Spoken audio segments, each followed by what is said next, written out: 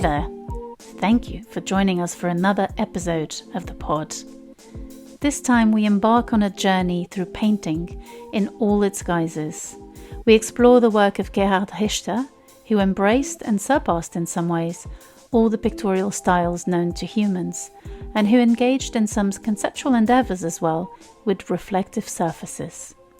Jorge Luis Borges considered that there is something diabolic about mirrors, since they multiply the world and, facing each other, they create an endless labyrinth. And I think Richter would agree. But perhaps there is also something redeeming about them, irreducible, human. And what about images? Are we talking about the same thing? Well, here we go again. Visiting exhibitions so that you have to, or at least for you to visit them vicariously through us. Because it is such a pleasure to know, feel, and imagine more, and to talk about it. So, let's dig in.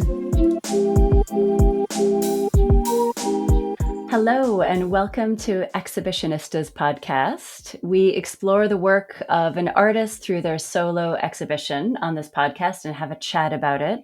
So we visit exhibitions so that you have to. We are a big proponent of going out and seeing art as it's exhibited, and we hope that this podcast in some way inspires you to go and engage with art.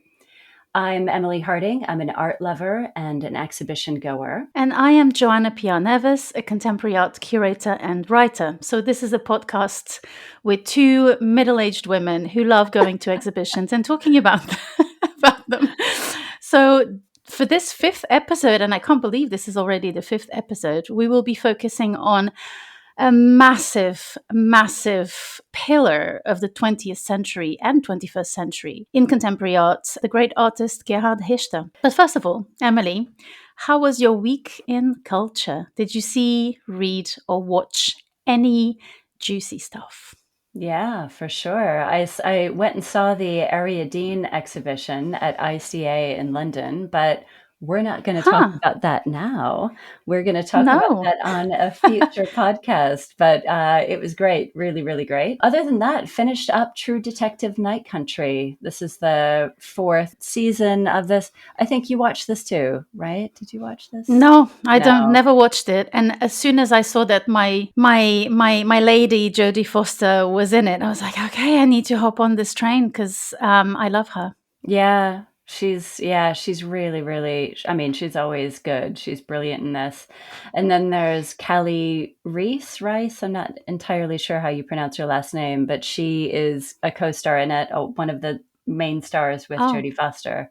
And she's a former boxer, former professional boxer. So it's like she's really? Yeah, so she's, it's the size differential between the two. I mean, Jodie Foster comes across as a tiny woman, and then, this woman, Callie, is a boxer and looks like a boxer. I mean, she's really, fit and bigger than Jodie Foster. Muscly. Yeah, super strong. Yeah. But it's I love it when actors, when people who aren't actors but are somewhat performers in some ways, move on to film, series, cinema. I love that. And when it works, it can be very, very interesting. She's a really powerful actress. I mean, she was really, really great in this role. And it's, this is the first True Detective that wasn't written and directed by Nick Pizzolatto, I think is his last name, who was the original creator of the first three seasons. It was directed by somebody else, a woman director. I don't remember her name, but apparently he was really slagging it off. And it was just like, I mean, being really saying, oh, the dialogue is just trite and things like that. And it's like, I think I'm right in saying this is the most watched True Detective since the first one. So it's like she's obviously done something really engaging. And it is. I mean, it has all of those. So True Detective, it has these, kind of main pillars, and all of them, it's sort of these detectives that are obsessed with their jobs and really driven by their jobs in some way. It usually has like this really wild terrain that they're faced with. So like the environment and the landscape are an absolutely huge part of the story. And here it takes place in Alaska, up in the Arctic Circle, when Oh, it's, wow. full days of night, the sun is not coming up. And but there's, in this one, there's, and it also has like a big philosophical bent, so there's, the first, Peter and I actually rewatched the first one, which I really, really love. I mean, it is great TV.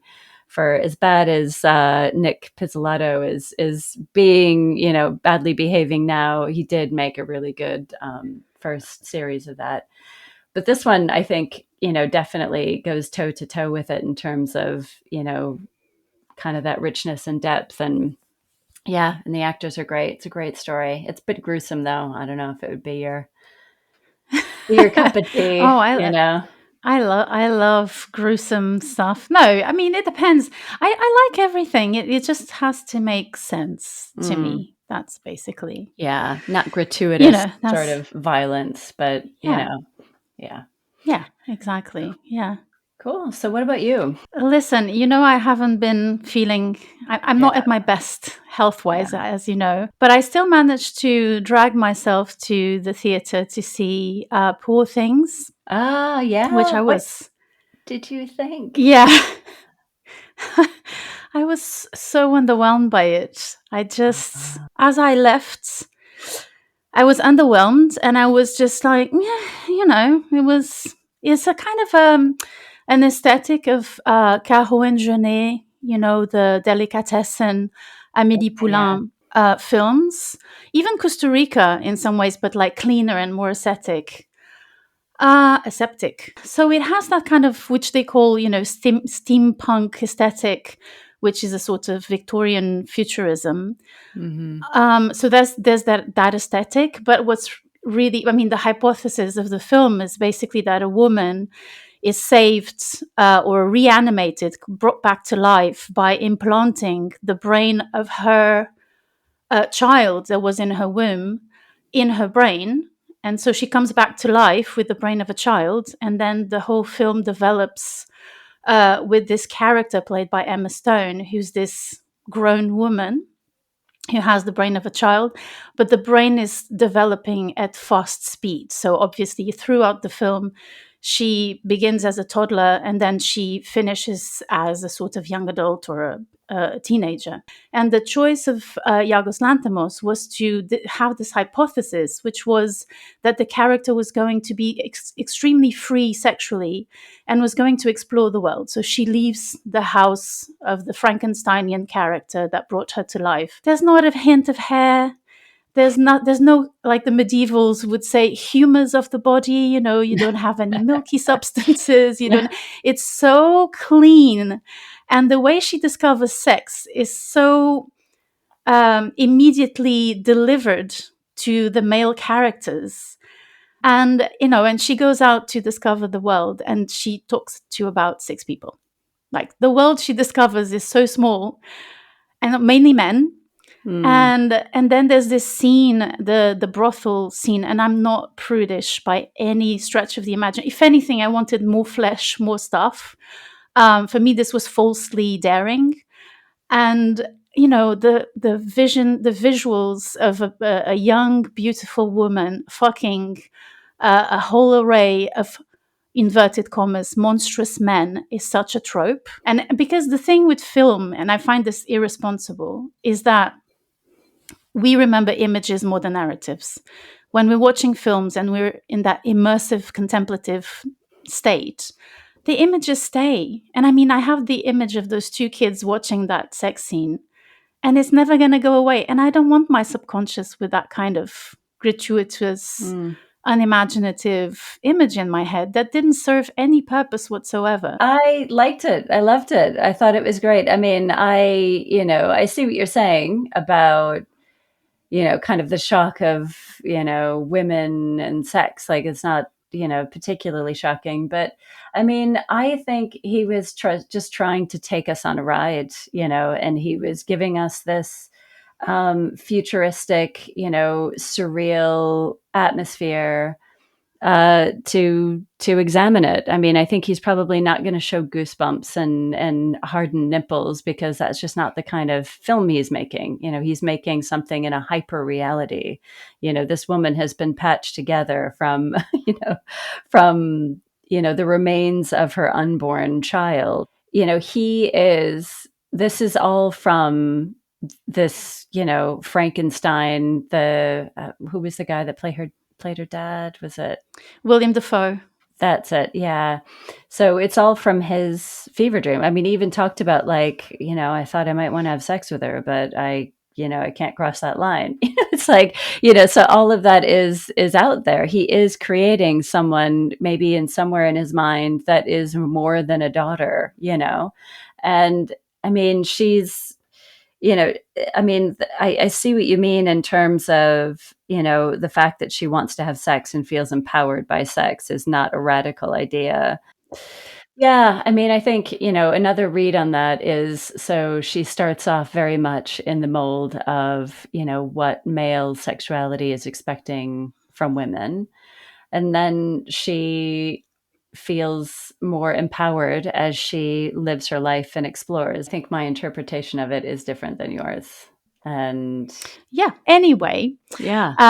we're going to go into what brought us here today. So, do you want to introduce Gerhard Richter for our listeners?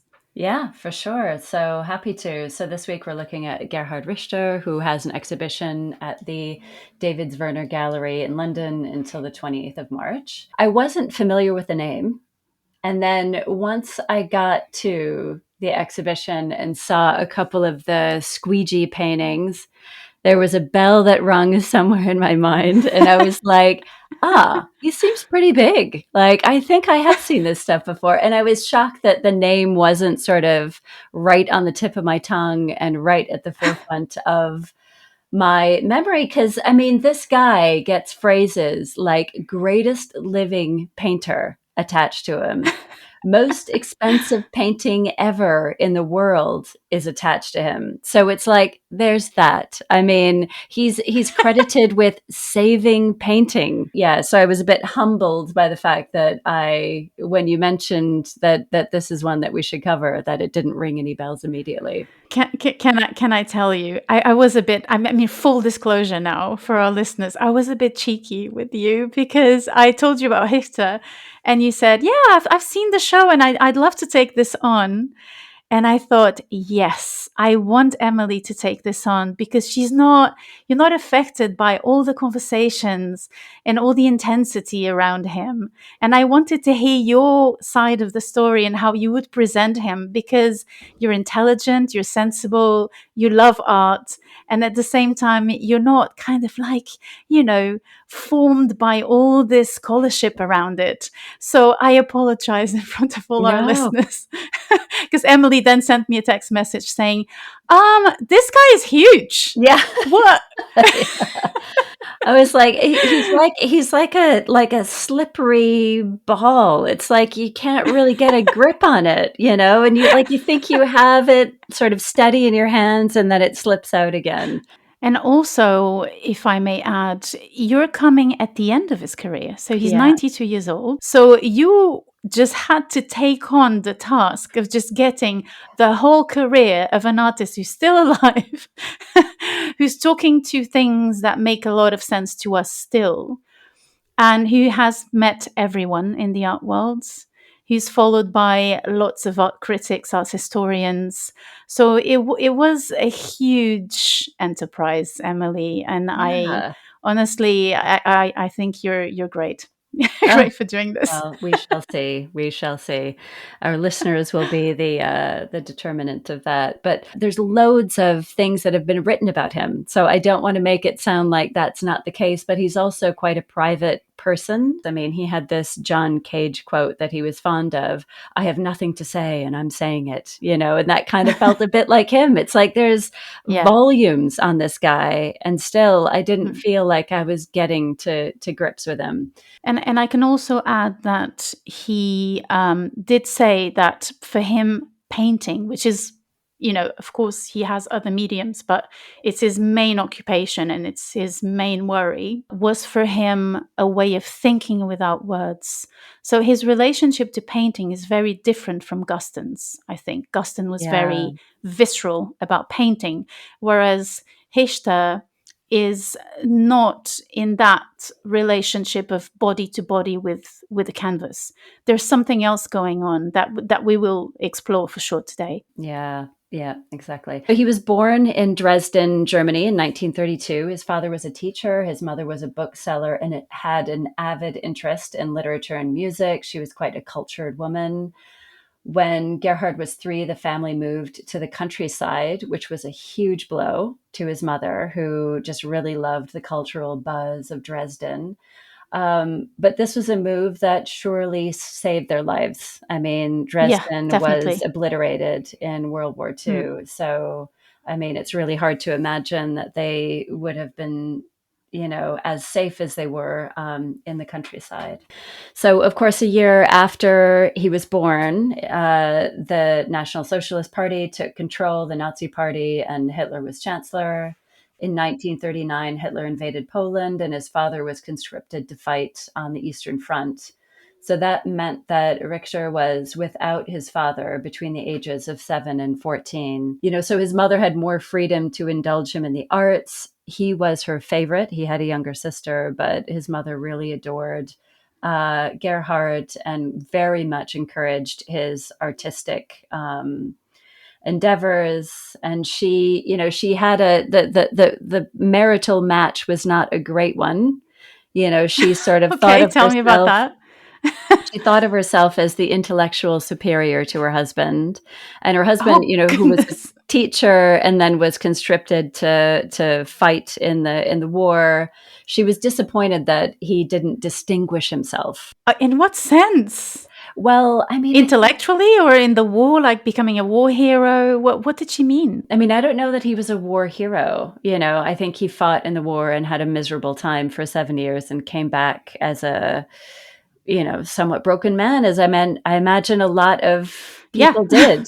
More Yeah. people came back, as opposed to Marina Abramovich's parents, who were war heroes, and very much had the valor around them for that. I don't get the sense that Richter's dad came back, with that kind of prominence at all. So she was Yeah. a social climber. She liked the cultural buzz and the society around it, and she wanted to have some status in that, and he wasn't interested. Gerhard was the prime funnel through which she poured all of her unfulfilled hopes. So, Oh my gosh. No pressure. No pressure. None whatsoever. You think of someone who's disappointed about their husband not distinguishing themselves, and then you generate a son who is the greatest living painter, who gets called the greatest living, it's like there's a symbiosis there. Gerhard said, that his mother had an elitist way about her. To be a meaningful person from her perspective, one had to be a writer, an artist, or an intellectual. So some pressure Okay. there for sure. That lays it all out. And and what I find incredible is that she had all this ambition while they were watching Dresden being bombed. Yeah. Yeah. So Wow, after the war, incredible. Richter failed every subject in a college prep school, even drawing. And, it did reference the fact that after the war, his father comes back and they had to do a lot of bartering for food. Yeah. Food was Yeah. scarce, times were incredibly difficult. Sorry to interrupt, but apparently he also had an aunt who had some form of mental illness, who was Schizophrenia. hospitalized. Marianne. inverted commas, by the Nazis, and ended up dying, I think, in great suffering. So he was, in some way, his family was also the victim of this Nazi ideology, I guess. For sure. Yeah, no, she Hmm. was, from what I read, she was in a camp and starved to death because She of was her in a illness. camp. She was, yeah. Goodness me. The largest portion was Jewish people that were in the camps, but there were also But not only. Oh, queer yeah. people and Hmm. migrants and any people that they thought were just not great for the Aryan race. Yeah, So eugenics was in. Eugenics was like a big trend. it was. It was Yeah, trending trending. massively. Yeah, Yeah. yeah, went viral. He takes 2 apprenticeships in sign making and stagecraft, and then he applies to the Dresden Art Academy. His portfolio was rejected for being too bourgeois at the time. So this is post-war Germany. And they suggested that he take a state job and then reapply as applicants from state jobs were favored. So he did that and got into the Dresden Academy in 1951. So now Richter, who left Dresden when he was 3, and now he's 19, is moved back to Dresden. But it's a mess. I mean, it's an absolute mess after the war. So the bombing attack on Dresden stands among the most controversial Allied actions of World War II. It was a war crime. Oh, So okay. from the 13th to the 15th of February 1945, 800 bombers dropped some 2,700 tons of explosives and incendiaries on the city. Oh my A goodness. firestorm erupted there. Yeah, tens of thousands died. I mean, it was an absolute atrocity. So not to, give sort of a justification to the bombing of Dresden, but it took place 3 weeks after the discovery of Auschwitz, and 4 weeks after the Battle of the Bulge, where 19,000 troops were killed, US troops were killed. So when Richter is going to academy, he's wading through rubble to get to his classes. I Hmm. mean, it's Hmm. just Hmm. rubbled buildings everywhere. So Dresden, is not the cultural capital that Richter's mother enjoyed anymore, Hmm. obviously. I Yeah, mean, destroyed completely. destroyed, but also there's not that ethic there anymore. So after the war, art is a vehicle to glorify work and socialist ideals. So there isn't Hmm. this freedom unless you're painting someone swinging a hammer or waving a flag, it's not really acceptable. But I mean, nonetheless, Richter learned mural painting and he continued some commercial work as a sign painter, which I think is also like the sign painting. I feel like that comes back later on in his work Oh in yeah. Yeah. some of the paintings that you see of more mundane things, of some kind of the photo Yes. paintings that he Yeah. does. And there's a discussion that he has in one of the videos I saw online, and I think it was the curator at the Tate. It was a video around the panorama exhibition, and they were like, "Well, why did you leave?" And he was like, "It was terrible."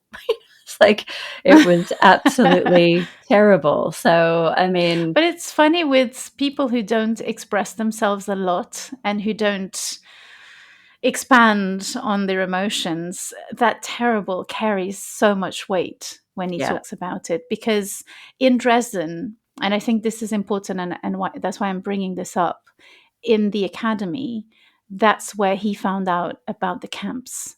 And he found out about the camps through pictures, through mm, photographs. yeah, And that's a crucial moment for him because they were there studying, glorifying whatever, political system was being established. I think the beginning of the 20th century, I saw a film where you could see his studio, and he still has a photograph of the camps being, discovered and dealt with by the Allies. And it's through a window of a plane. And he just mm, says, I have this image here. And what really strikes me is that there's a casual conversation, and you see the bodies lying, oof, piled up, and two soldiers are talking, are chatting, and he still had that image, and I think that is a crucial thing for his work, and this idea of the signs as well. with this idea of like how language can immediately become propaganda, I think is really important to him. Yeah. In 1959, Richter visited an exhibition showcasing works by Jackson Pollock and others, which made Richter aware that there was something wrong with my whole way of thinking. So in March 61, just a few months before the construction of the Berlin Wall began, he travels to Moscow and Leningrad as a tourist, carrying a ton of luggage, way more than he needed. And on his journey back, he just remained on the train as it went through to West Germany. He gets off the train, leaves all his bags in storage, returns to Dresden to get his wife, Emma, and then a friend drives them to East Berlin. And apparently there was this loophole at the time where it's like if you took the underground, which still connected East and West Berlin, uh, you could just get on and take it over. And from that point on, he doesn't see his family. I mean, that's the last That's time. just And he had these creative connections in Dresden as well, which were really meaningful and important to him. And I think some of those people he sees again, but you know that if you don't move, you're not going to be working in the way that you want to. And you just have to leave, even though you have so many roots there. the moral of this story to me is the power of exhibitions. He goes, he sees this exhibition of Pollock in 59, and by Yeah. 61, so people, let's not underestimate how life-changing going to an exhibition can be. Yeah. Oh, for So sure.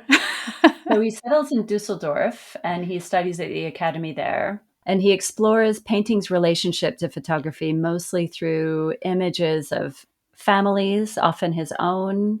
You mentioned his Aunt Marianne. So there's a one that he does of his Aunt Marianne, who was killed in a camp for schizophrenia, his Uncle Rudy, who died fighting in the war. So these are part of, his early work and photographic images, and he does a lot on military aircraft. So these really incredible paintings of photos of Allied warplanes dropping bombs. He comes at a point in the history of art, or in contemporary art, let's say, at the end of the 20th century, where painting had been proclaimed to be dead many times. He had a job, a photography shop. So he developed photographs. He did that to earn some money in the beginning of his career. This was a foundational experience for him because he was working on what had killed photography. So historically, photography constrained painting and it turned painting into something that was difficult to validate and was difficult Mm. to defend unless it became abstract, expressionist, that is revealing internal states, unless it became very conceptual and monochromatic. So this is all, I'm kind of tracing all the history of painting until him. When he looks at those photographs, he said, I want to do a photograph with painting. And that's the thing, that's the hook of the beginning of Mm-hmm. his practice. So his painting comes after photography and imitates photography. So he became very known for inserting into painting the glossiness of photography, the blurriness. So he's Mm-hmm. interested in photographs that don't work, the ones that people would chuck away when he was in this shop. Daido Moriyama would approve. Totally. Totally. And so he was not painting what he saw. His whole practice of painting had to do with looking at images, and therefore that foundational moment where he saw the camps in those images. Mm-hmm. And what are those images saying about history and about tragedy and about cruelty and about humanity? And so painting comes as a second layer where you're thinking about those images. But what a task! I Yeah. mean, he comes from the country that shocked the whole world, and he's making paintings that are, flowers, clouds, landscapes that seem regressive in some ways to certain critics. And he developed a very big friendship with a big, huge art historian called Benjamin Buchloh, who was a German who immigrated to the United States. They've been friends for 50 years. And Buchloh says that they mostly don't agree, because Buchloh is this kind of art historian who is a Marxist. So he sees history as a sort of progression towards something. And so, of course, for him, it no longer makes sense to paint.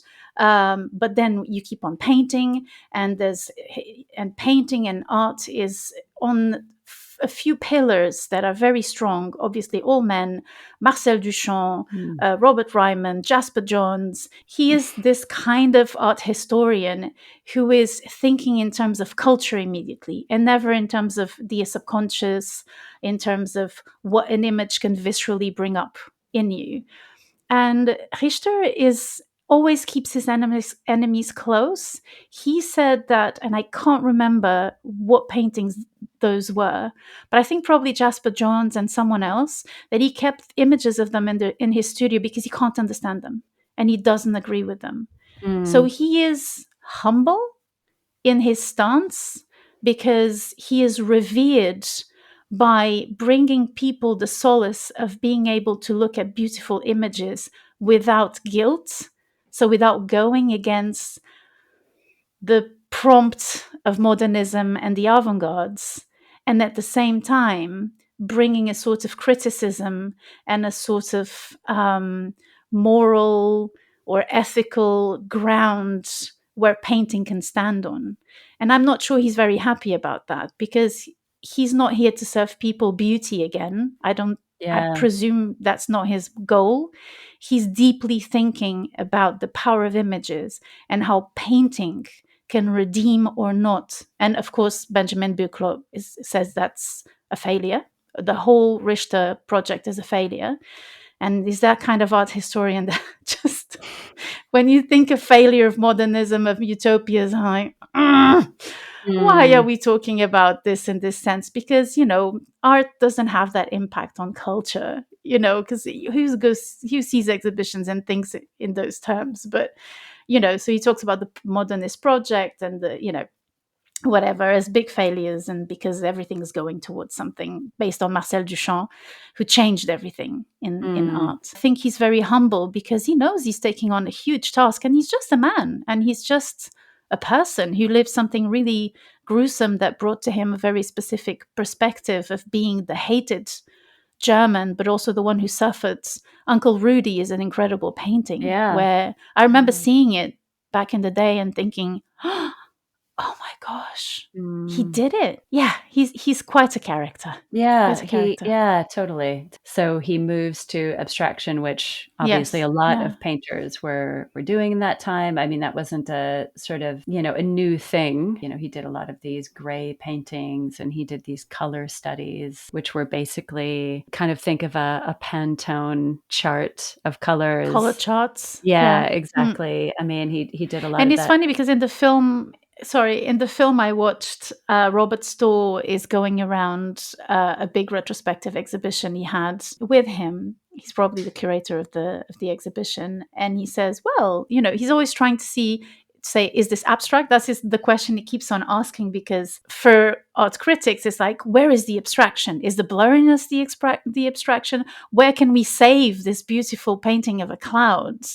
that is so appealing, but that no longer makes sense when we think about everything we've gone through during the 20th century? And he says, well, no, it's not abstract. It's a color chart. So I had a color chart and I just copied it. And he's just looking at images. And one of the works that I remember seeing of his and thinking, I don't get what is happening here, is the Atlas. So the Atlas is a huge collection of images. And I remember being struck by an image of a man being eaten by a lion that he took from a newspaper. And apparently it was something that happened at the Berlin Zoo, where a man fell on the lion pit, and the lions grabbed him and killed him and ate him. And I remember looking at that image that was so hard to look at. And I was thinking, why would he include this in an exhibition? Why is he showing us these working images? And I never forgot that image because it was so hard to look at. And I remember thinking, this is the kind of thing that we'll see in the newspaper, and I will turn the page very quickly, Yeah. but will obsessively think about. And I remember thinking about that obsessively for a few days. It comes up and you think, wow, what is this? And he really is someone who's tackling all kinds of images. Why was there an image of that? And I think that makes a lot of sense in terms of questions when we think about, I think I've been reading a bit of Black activists talking about the images of Black men mostly being shot or being killed, like George Floyd, obviously the horrible murder of George Floyd, and others in the press, and the videos that someone took from a camera and saying, this is Black suffering porn. Yeah. And I remember thinking, I'm not going to watch these videos again. And I made a decision of reading the text and not looking at the image. And I think he's asking that question. I mean, that's a personal thing. I'm not saying that you shouldn't look at them. And I think that's what the questions he's asking. Like, why are these images coming up? But if I hadn't had those images in Dresden, I wouldn't have known so specifically what was going on. You know, looking a bit further ahead, I mean, the Baader Meinhof paintings, you know, that he took, or of September 11th, you know, paintings that he did off of images from the day. I I mean, don't know those ones. I've never seen them. yeah, it's kind of the, you know, the very iconic picture of the Twin Towers and the first plane that goes in and the explosion from it. Oh. So he does, Hmm. but both Baader Meinhof was maybe, I think, 10 years after the terror attacks. And so Baader Meinhof was the group that was operated in West Germany, and it was pro-communism and socialism and was kind of very left-wing extremist. And then, you know, had various terror attacks over a couple of decades. One big one in 1977, and then obviously the Twin Towers attack. It was I think it was 8 years after that he showed those works from the photographs of the day. But yeah, How so he, interesting, isn't it? That he waits a decade in both instances and then paints it. Like he's trying to say, don't forget this. This happened. yeah, They don't say anything about those people. And they show someone alive and then they show someone on the ground dead. They're quite impactful, yeah. very strong. And they also absorb that inability of photography to say anything about something. It just leaves the thing in the open. I have nothing to say, and I'm saying it. You know, I mean, back to that John Cage Yeah. quote. You know, but I yeah, thought you were saying I have nothing to say. I was like, okay, well, we yeah. need to go on with this. Okay, all right. Well, stop now, All right, well, let's Emily. wrap up then.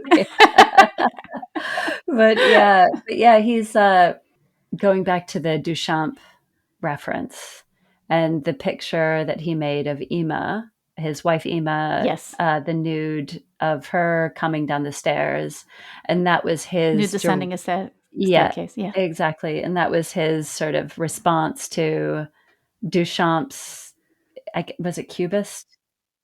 Yeah, his Duchamp's is It was Cubist. Duchamp's attempt at cubism, which was unconvincing for the cubists. There's a big story behind that painting, which is that he was very, very influenced by sequential photography, Hmm. by Muybridge, but particularly by Etienne Jules Marais, who's kind of the Muybridge counterpart of France. And so these were photographs that were done in the 19th century, where the same movement was printed on the same photograph. So you could see someone walking or jumping, and you could see all the movements Oh, of sure. that action. Yeah. And so he was much more fascinated by that than by cubism. Of course, he wanted to be part of a group. You always want to belong and you want to show your work. But Duchamp was fascinated by technology. He was basically, he was going solo. I mean, he was thinking about, and that's what's interesting of the disconnect between Richter and Marcel Duchamp, is that he was also thinking of images, Duchamp, but he was thinking in terms of linguistics, of the of the power of words and concepts over images. And so, because Marcel Duchamp also said Dom as a painter. He was not into painting, Duchamp. So for him, painting, if painting was only Rutinian, was only something that pertained to the eye and your relationship between the eye, what you see on the canvas, and reality, that wasn't enough. And he was in love with photography. And that's what's so interesting. Yeah. Because Richter goes to photography, but how it produces images, so the side of the image produced, whereas Duchamp is interested in the deconstruction through technology of the mind. He was someone who thought a lot about exhibition spaces. Museums are new, if you think about it. We haven't had museums for a long Yeah. time in history. Painting was for the people who could afford them or for the churches, but it wasn't a space. And Right. Duchamp thought a lot about what you do in that space and how you behave and what the spectator is doing there. What are you doing there as an artist as well? What kind of experience are you promoting? So yeah. One of the things that looking into Richter made me think about is, so I think I told you I've been reading this E.M. Forster, Two Cheers for Democracy. It's a collection of writings and of lectures that he'd given, and he has one that is entitled Art for Art's Sake. I don't know if you've heard this one before, but he kind of talks about No, how I don't know those writings. I'm really enjoying it. And it's kind of nice, like on a practical level, because they're short. And it's a good dip in, dip outer, So like you sort of keep it around and you can consume one in a sitting, and it's, without too much effort. And this kind of made me think of Richter's environment in Dresden before he left East Germany. Because E.M. Forster is talking about order as it is understood from a state perspective as orders, and order from an artist's perspective, which is internal. And he's saying that art is an expression of internal order. So it's like, there's no critiquing it. There's no this is right or wrong. It's an expression of an internal order, and that it's one of the only ways that you can actually engage with somebody's internal order. Just to read a little bit. So the second possibility for order lies in the aesthetic category, which is my subject here. The order which an artist can create his own work. A work of art, we are all agreed, is a unique product. But why? Is it unique? It is unique not because it is clever or noble or beautiful or enlightened or original or sincere or idealistic or useful or educational. It may embody all of those qualities or none of them. It's unique because it is the only material object in the universe which may possess internal harmony. All others have been pressed into shape from the outside, and when their mold is removed, they collapse. A work of art stands up by itself and nothing else does. It achieves something which has often been promised by society, but always delusively. Delusively? Yeah. Delusively. Delusively. I don't Look know at that. Forster. Yeah, I don't exactly. know that. Delulu. So he says Renaissance Rome made a mess, but the ceiling of the Sistine Chapel got painted. James I made a mess, but there was Macbeth. Louis XIV also, but there was Feder. I don't I don't know. know that one. We can skip that. But art for art's sake, I should think so, but more than ever at the present time.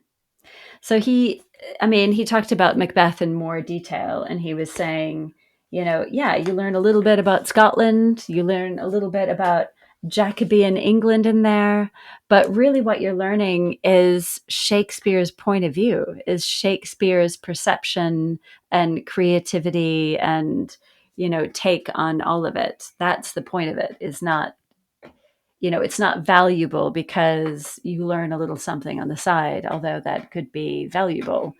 Anyway, it made me think of Richter because of the conditions that he was in East Germany, and that transition across that invisible line between East and West Germany. Duchamp was notorious for being very weary of the notion of taste and the notion of habit.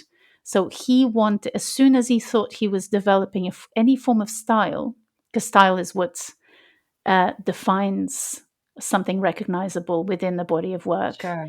he would move to something else. He didn't want to be recognizable. And it's funny because Tanya Kovacs also said that. She said that in her own exhibition, all the works could have been made by 10 different artists, and that she loved that. And so this idea of the personal perspective is such a tricky one, because art for art's sake is definitely the other extreme of Benjamin Buchler. You know, it's not about culture, it's not holding the culture, it's not teaching you anything, it's just standing there for someone. Because Forster was a writer.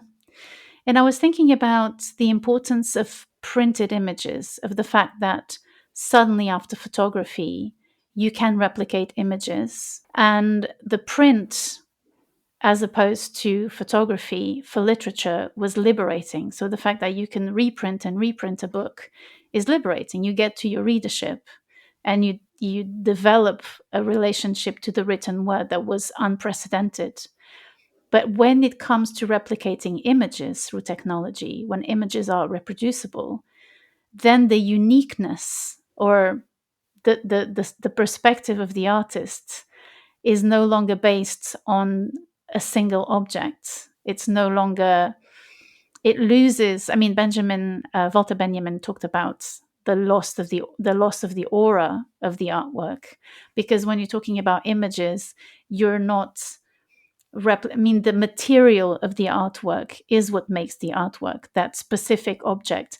And that brings us to the exhibition, because Richter, with all the apprehension he has about Marcel Duchamp and about certain avant-gardes, he has one of his most famous paintings in the exhibition photographed. So it's an edition. It's an editioned artwork, and it's the skull.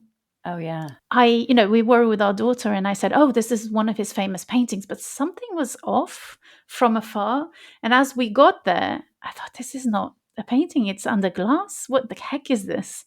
And so it is an image of his own artwork that you can, and that is worked on. There's a sort of layering of grays up above, like a sort of a digital file almost. And it's really interesting that he has a whole bunch of works, and you have another version of that in the exhibition on the first floor, which is the mirrors. Yeah. And so he works a lot on sculptures that replicate the glossy side of photography, when you used to print photographs, from analogic cameras and from film. You had a certain glossiness to them that made them appealing as objects. The fact that when you're looking at a photograph, even if you go to photography exhibitions, you are yourself reflected on the glass or on the photograph, especially if you have very dark photographs. So his relationship to the image, the painted image, is mediated in some ways, and already welcomes someone else in them, because there's a very famous one which says tortoise or something in German. The word is cut. It's a very famous painting from the 80s. And it was a newspaper cutting, a little bit like Kurt Schwitters could have done before. Kurt Schwitters, who was actually had to flee Germany to come to England and was in a camp here, an immigrant camp, for a long, long time, suffered quite a bit. And he would also work with newspaper cuttings. But Richter is painting them, so he's imitating them in some ways. But that organization of the newspaper was done by someone else. Right. And Duchamp said something really interesting as well, is that he invented the ready-made. So this idea of the work is already made, because I'm just taking objects to the exhibition space. And he also said the tubes of paint are ready-made. So even if you're painting, at the moment, you're not making your own pigments. So you're already producing ready-mades with painting. Whatever you do afterwards as an image, whatever you produce or whatever you paint, you're already using ready-mades, which are tubes of paint. Right. So you're already in an industrialized world full of images. Hmm. So yeah, I should talk about the exhibition. No. But the the skull and the reflective nature of the glass, so that you see yourself in the image as well as seeing the image itself. That's the bit that made me think of the Vietnam War Memorial in DC. Did you ever see it when you were there? So this is the Do you know I one, didn't? it's a huge wall, and Yeah. it's all of the names of those who died or were missing in World War II or in Vietnam. And it was really controversial Yeah, when can it was imagine. made, because I mean, so it was made by this undergraduate artist at Yale whose parents Hmm. immigrated to the States from China. And the work is all below ground. So the wall is like cut into the ground. So you go down this little ramp to look at all of the names. Oh yes, And I remember it. the Yes. surface is a very glossy black that the names are etched Yes. into. So you can't help but see yourself as you are regarding the names. And the way that it goes is, it kind of starts small and then gets really thick in the middle and then gets smaller again. And that represents the sort of timeline of the war, where not that many people died at first, and then just so many people died in that middle bit. And then there was, it was kind of a war that we tiptoed into and then tried to tiptoe out of. So the deaths were less towards the tail end as well. But so it kind of represents that timeline. And people did not like it because it was not valorous or honorable.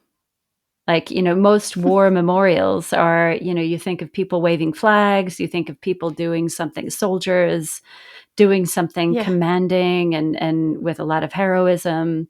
And this was like, no, let's just look at the names of the dead. And the Yeah. way that it was done as well, the fact that it was underground, everybody was like, this is too morbid. It was actually held up by the Reagan administration because there was so much turmoil over, can we actually put something like this on the Washington Mall? But But when was it made? it was From what made, time? it was In the early 80s? 80s. Yeah, early 80s. So, Yeah, Reagan. Yeah. yeah, it would have been, for sure. So what do you think? What do you make of it? Yeah, I mean, I think she was not the usual artist for this kind of thing, and came at it with a really different, realistic approach. I mean, this was a war of, just insufferable tragedy and loss. I mean, and, so avoidable. So, I mean, just pointless. I mean, we can't say we won. But I think what she did brilliantly with it is just reflect the tragedy of it all. It was tragic. This was just a really glossy black, and it was underground. And but that it did bring to mind how Yes. he brings you, the viewer, into what he's doing through that reflective nature. And at first, when I first saw it, I was annoyed, because I felt like I couldn't kind of get as good a Yeah, look at it as I wanted to. And then, of course, absolutely.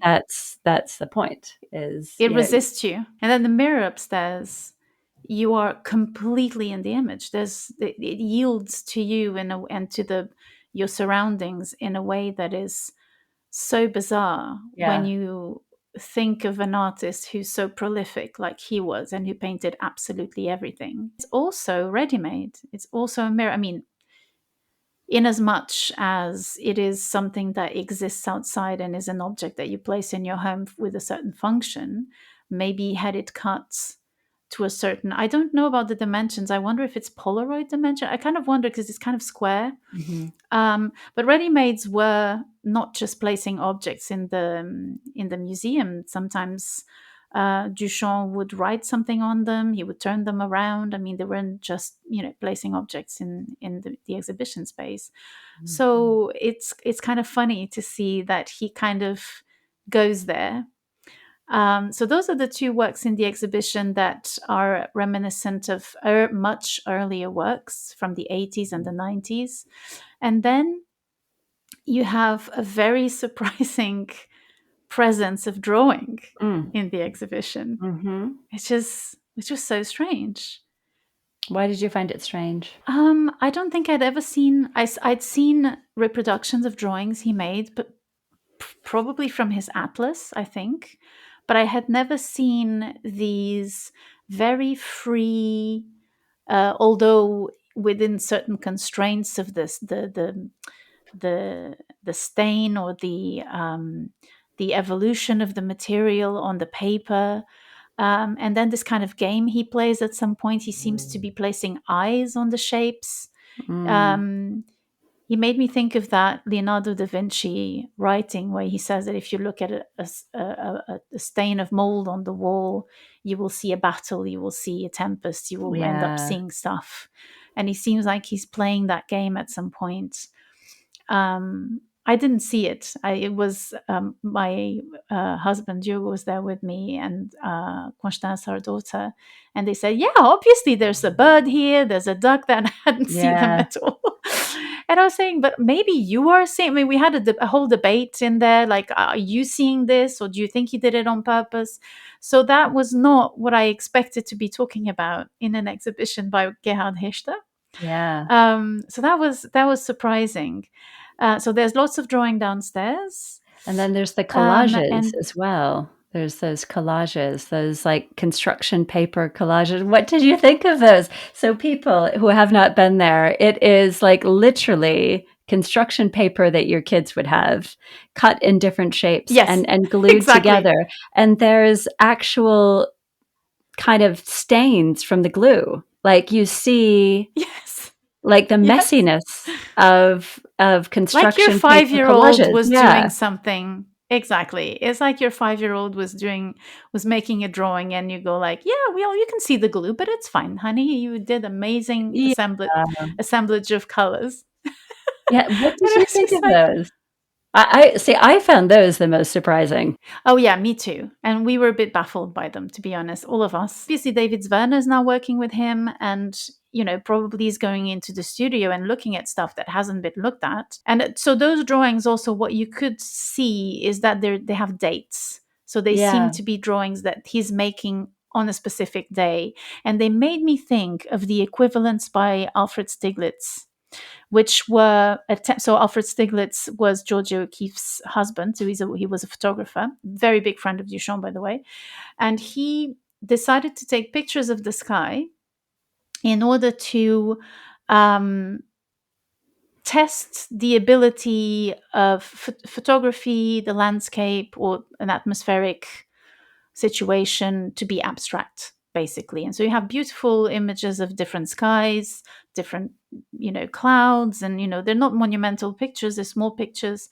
It's quite a famous endeavor in art history, and they kind of made me think of that. They're kind of atmospheric and strange, and then he goes as usual and he kind of has to do another layer of things, and he traces lines on them, and the papers are also these kind of geometric cuttings and they're very colorful, so they're different colors. They have strong yellows, and they also replicate something that I had never thought about, and then they made me think about were Richter's colors for the abstract works, because he never has pastels. He always has very loud, striking colors, and it was what you could find in those drawings. And I wondered, because the way he makes those abstract paintings is that he starts by gesturing on a canvas with certain colors.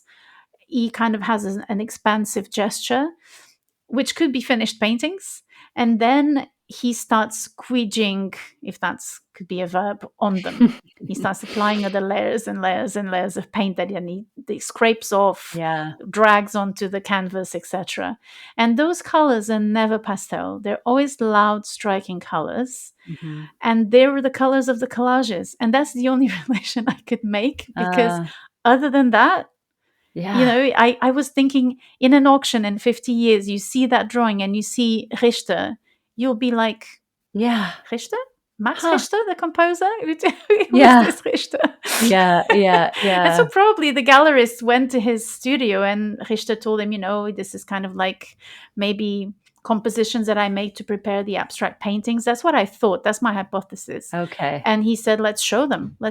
You're 92 years old. At the end of this may be a good document for someone who's really passionate about the work to have, because they kind of relate. But I honestly don't know. I have no Baffling. idea. Yeah, We're I was absolutely baffled. baffled Yeah. by. Yeah. Yeah. So he has those drawings downstairs, and then as you go upstairs, by the way, David Zwirner is such a lovely space. I Yeah. love that space. Yeah, It's sort it's of a really nice. townhouse in the middle of Mayfair, but it's such a good space. I've seen the most amazing exhibitions in there. It has the right size. It's not those huge galleries that look like Kunstvereins. It's a nice sized gallery. I always love visiting the shows there. The snottiness of Mayfair notwithstanding. And so I went to the first floor and I saw this mirror and I was like, okay, interesting. And then there's, so that you have the mirror on the left and then you have another gray image, which kind of connects to the one downstairs. It's on the same wall Oh, of yeah. the skull. But this gray image is empty. And he has made these indentations on what it seems the glass that covers it. And this is also an editioned work. It's also kind of a photographic style kind of work, or JPEG file kind of work, I guess. And then in front of it, you have this huge work that is also photographic and kind of digital, like an expansion of colors. There are these parallel, very thin lines of very different colors. That goes across that big wall there. And in front of that painting, you still have those drawings, which are expanses of color that he kind of manipulates, revisits, very atmospheric, very beautiful, but that seem to be, I guess they seem to be the nightmare of each other, each work, which I found the relationship and the dialogue interesting because it's dialectic. It's kind of like oppositional or confrontational. The little drawings, almost kind of naive, sincere drawings with, on the other side, that big, stretched, linear, colorful work that is on Dibon. I think it's kind of a printed image on Dibon with the glass over it. Yeah. That is sophisticated and industrial and urban. It's probably like 4 meters across. I mean, it's huge. I mean, it's really, really huge. And the moment you get to the top of the stairs, the thing is pulsing. I mean, you can't be in that room and not feel it like just vibrating with energy. I mean, it's a really kind of remarkable thing to be in front of. I mean, the front of the panorama book has one of those images. And so it was like, you see those images in books and you're like, yeah, right. Okay. That's interesting. Very clean, as you say, kind of industrial. But then when you're standing in front of it, it's like, oh God, it's like, I don't know how long I can take it. I mean, it's, yeah. And you're right. And then you go into that next room and it's like these sweet watercolors and sketches and very nostalgic, and they bring you in and they're tender on the eye and kind of tender to the spirit. And then this thing out there is just pulsing away to its own beat and vibration. And what about the abstract? So downstairs, something I didn't mention is that you have a couple of abstract paintings, so the famous works that made you tilt and go, wait a minute, I know this guy. Yeah. What do you make of those, the squeegees? I love them. I just love the whole notion of it. I mean, I love the chance. I love the curiosity. I love the fact. So, as you said, layers and layers of paint. He goes on, not with a brush, but with a giant squeegee to like scrape the paint off. So I imagine it is just a mess to create these and a super physical job. It's like you see him working on these with these giant squeegees and taking these massive amount of paint off and just kind of deciding, seeing what comes out, what colors come out, and what sort of shapes come out.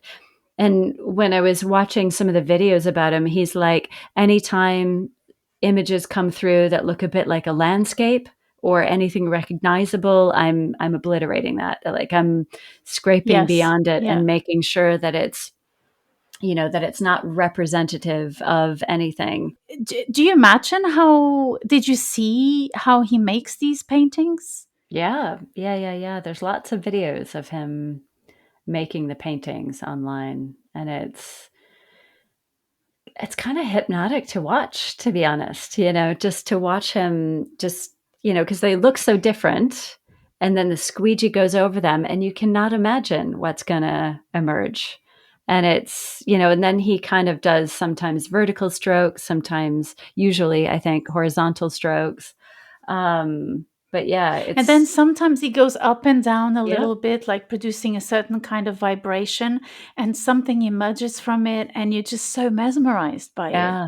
And I love that he's not trying to make something. He's just seeing what Mm. gets made. I mean, and it Mm. it kind of reminded me of like it's I mean, it's obviously he stops at a certain point, and that is the image that we have. But you have this sense that it's like if you're writing a document and like you're in flow and you've written a bunch and you hit save, like, that's what that document is. That's what the text is gonna be for then. You might add to it, and it might Mm. continue or it might just stop there. It's, Mm. you get this sense of there's of a pausing, but not a completion. Obviously, if he were to add more paint and, it would be a very different thing, but you get this kinda continuity that you're seeing a snapshot of something that is continuous rather than this is a final form. Of course, it is a final Yeah. form, but it has a different sensibility to it rather than sort of something representational or even just kind of brush stroke abstract, which, Yeah. is more of the artist saying, this is kind of what I have in my mind and this is what I'm making. With him, he's seeing what's happening, what's going to happen. Those abstract paintings are also, strangely, going back to the photography thing, they also have that glossiness when he drags the gray and the whites, and suddenly they have this kind of dragged quality of Uncle Rudy Mm. as well. Yeah, true. So Yeah. they're so contemporary in some ways, like you were comparing it with writing a document.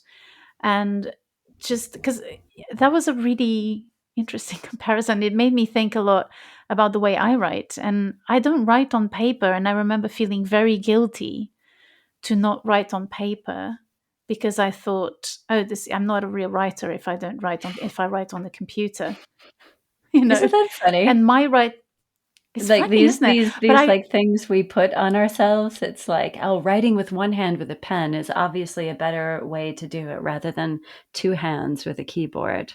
But yeah. yeah, yeah, that's what writers do, is they hold a pen and they write on a notebook. And I'm very conscious of the fact that what I write on a Word document is definitely not the same thing I would have written on a notebook. It's a completely different way Mm. of writing and thinking. It's a layered thing where you add on, and then you can take a whole thing and then you can add on.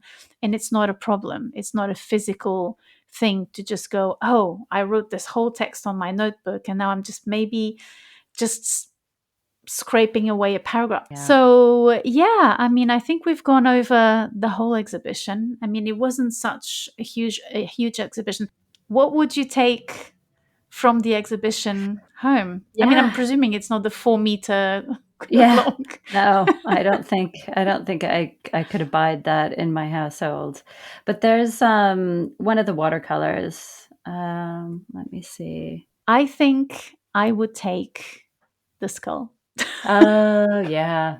Nice. Excellent choice. Because, it's a nostalgic, very unlike me. I'm not, as you know, very keen on nostalgia, but there's a story, a personal story that I've had with Richter. I've seen his work when I was studying in Paris. I was 19 or 20, and I remember going to Marion Goodman Gallery and thinking, wow, what is this? And everyone was talking about Richter because I was studying philosophy first and then I moved on to aesthetics. Yeah, that's it. That's what I would take home. Nice. Yeah. If I could. And 20-year-old Joanna would be so happy with that as well. So happy. Delighted. Yeah. Cool. So yeah, should we wrap this up? Yeah, let's do it. So that's it for today. I hope you've enjoyed spending time with us. Don't forget to follow us on Instagram at exhibitionistas_podcast and subscribe if you would like to subscribe. We hope that you do, and leave a review if you'd like to. We'll post our next episode in 2 weeks. And until then, I hope you have a wonderful time. Take care. Bye-bye. Bye.